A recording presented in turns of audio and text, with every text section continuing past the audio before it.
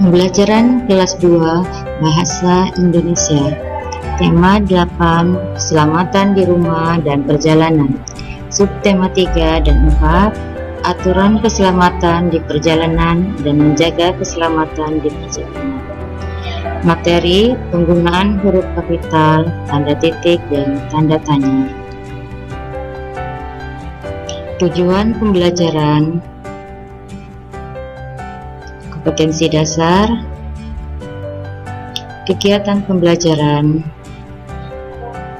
Nah, anak, sekarang kita masuk pada materi.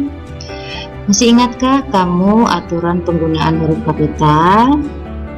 Ya, huruf kapital ditulis pada setiap awal kalimat, nama orang, nama Tuhan, dan nama tempat. Perhatikan contoh kalimat di bawah ini. Pertama, kita harus berdoa kepada Tuhan sebelum berangkat.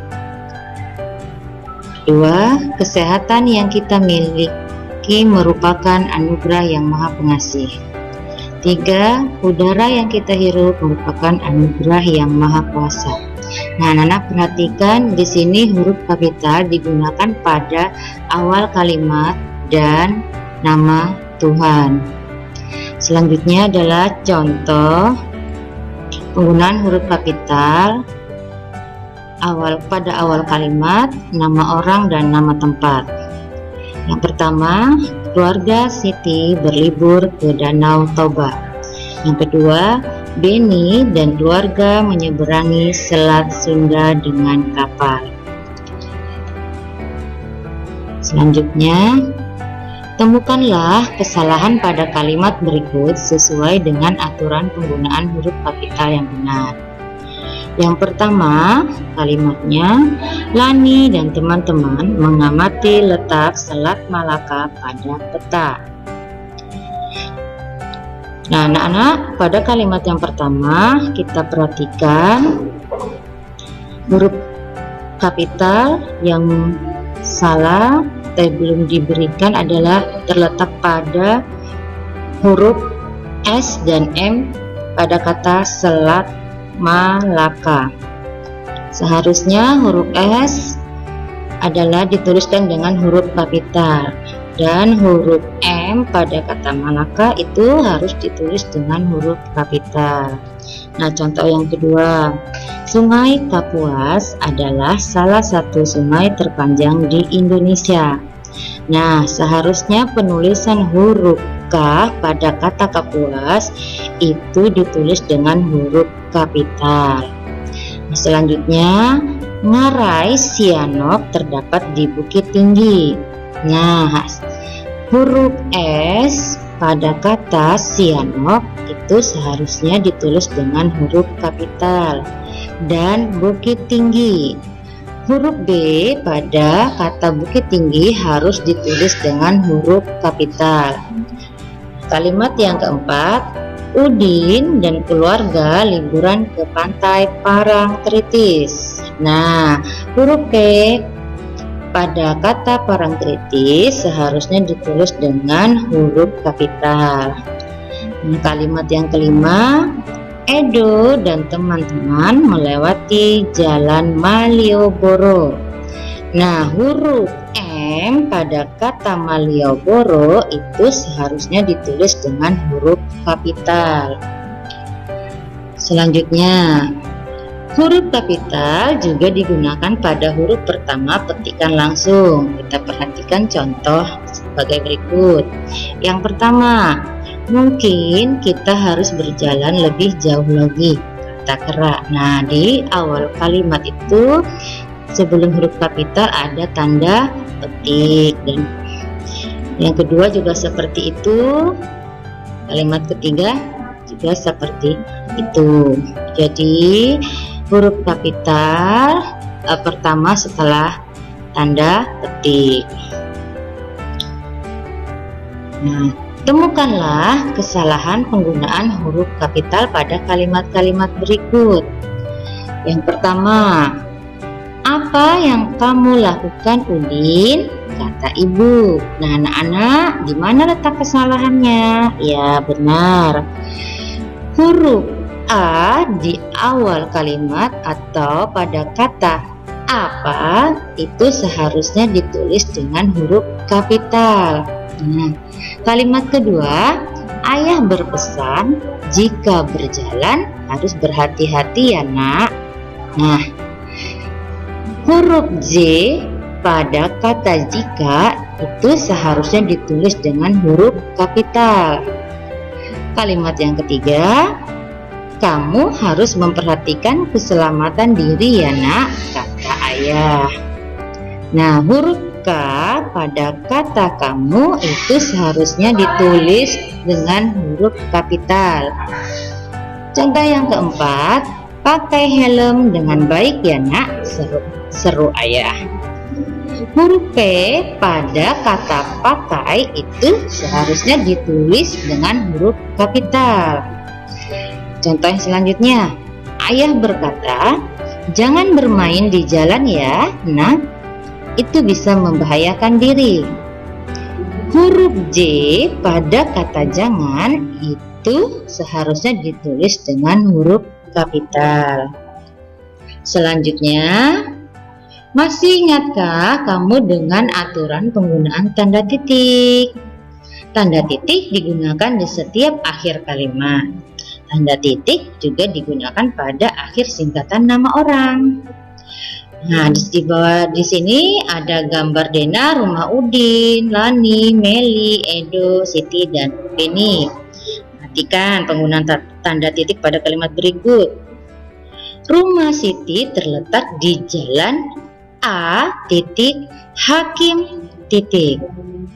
Nah, jadi di sini contoh penggunaan tanda titik pada nama orang. Rumah Udin terletak di jalan W titik Zon. Selanjutnya, rumah Lani terletak di jalan A titik Hakim, kemudian titik. Rumah Edo terletak di jalan M titik Hatta, kemudian diakhiri tanda titik. Nah, selanjutnya juga seperti itu. Nah, temukanlah kesalahan penggunaan tanda titik pada kalimat-kalimat berikut. Yang pertama, Udin dan ayah melewati jalan A Hakim menuju lokasi pesta. Nah, di sini seharusnya kita memberikan tanda titik sesudah huruf A, kemudian Hakim. Kemudian di akhir kalimat kita harus memberi tanda titik juga. Pada kalimat yang kedua, lokasi pesta tepat berada di sebelah barat jalan M titik Nasir, kemudian kita beri tanda titik. Seperti itu yang benar ya anak-anak. Nah, kalau contoh ketiga, jarak antara jalan W titik John dan jalan M titik Nasir cukup jauh. Kemudian kita beri tanda titik juga di akhir kalimat. Kalimat yang keempat, rumah Udin tepat berada di sebelah timur jalan W titik John, kemudian diberi tanda titik. Selanjutnya, ayah dan Udin melintas di sebelah kiri jalan A titik Hakim, kemudian kita beri tanda titik di akhir kalimat. Nah, seperti itu. Selanjutnya, tanda titik juga digunakan untuk memisahkan tanda waktu dan bilangan ribuan yang menunjukkan jumlah. Di sini ada jadwal keberangkatan. Nah, seperti ini ya anak-anak. Contohnya, kereta tujuan Yogyakarta pada hari Senin berangkat pada pukul 06.00 pagi. Yang kedua, jadwal keberangkatan kereta setiap harinya sama, yaitu kereta berangkat pada pukul 06.00 pagi.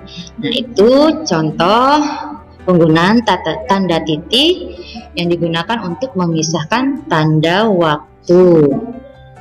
Nah, sekarang adalah contoh kalimat penggunaan tanda titik yang digunakan untuk bilangan ribuan yang menunjukkan jumlah. Seperti ini contohnya. Jumlah pengunjung museum bulan Januari ada 1.500 orang.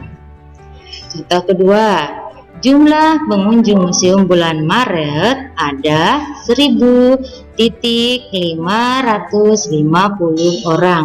Selanjutnya seperti itu. Jadi pemisah antara bilangan ribuan ya anak-anak. Selanjutnya